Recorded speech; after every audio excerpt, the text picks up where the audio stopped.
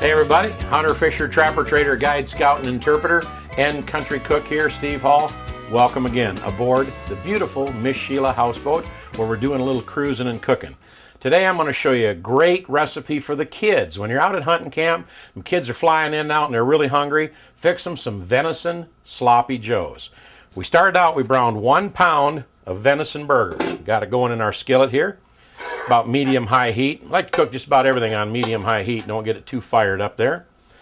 And the ingredients you're going to need for today's recipe, other than your 1 pound of venison burger, is some brown sugar, a little bit of water, some dry mustard, some onion chips. You can use regular onion too. I like to use onion chips. It's a little handier when you're out there at the camp.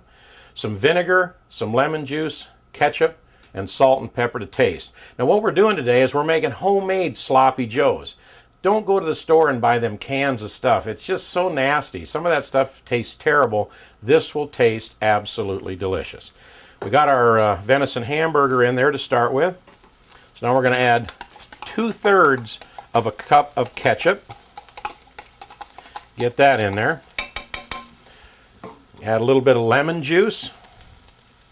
That's about a tablespoon of lemon juice.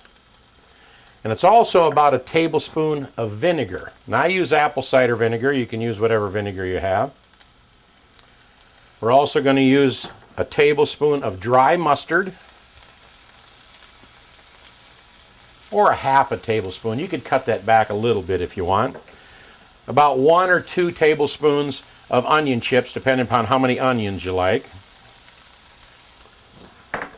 Some brown sugar. I'm going to go ahead and get my fingers involved here and sprinkle this around a little bit. And about 2 tablespoons of water. And this will turn into the most delicious sloppy joe with venison mixture you have ever tasted. Isn't that looking good? This is turning out good. Let me turn my heat down just a little bit.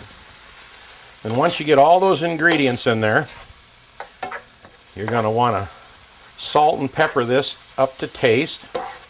Okay, now we're going to add a little bit of salt and pepper. Salt and pepper is, where's our salt and pepper? Oh, here we go. Thank you very much. We got our salt and pepper. Now, of course, salt and pepper to taste. I like a little bit of extra pepper, but cut it back for the kids so they don't get too spicy out there. A little bit of salt. And I'm telling you, this is 10 times better than any of that sloppy joe mix you can buy in the stores. Use venison, 1 pound of venison, and all those ingredients. We're going to let this simmer for just a little bit, get them flavors mixing all through it. Then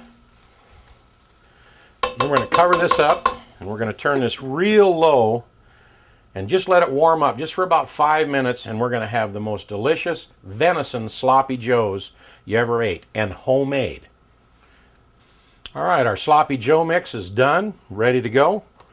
And I like to butter these buns up on both sides, top and bottom. You can also pop these on a frying pan or on a griddle, give them a little bit brown. The reason I like to butter them is it keeps the sloppy joe mix from soaking into the bun, because then they get all soggy. But if you butter them top and bottom, it'll stop that. Okay, I think we're ready to get some good eating going here. I'm telling you, the kids are going to love this. They are going to love sloppy joes made with venison and homemade sloppy joe seasoning. That's the key. We're going to garnish that with some chips, because kids love chips. I do too. You can throw some pickles on there, whip up some Kool-Aid or some pop, whatever they want to drink. And there you go.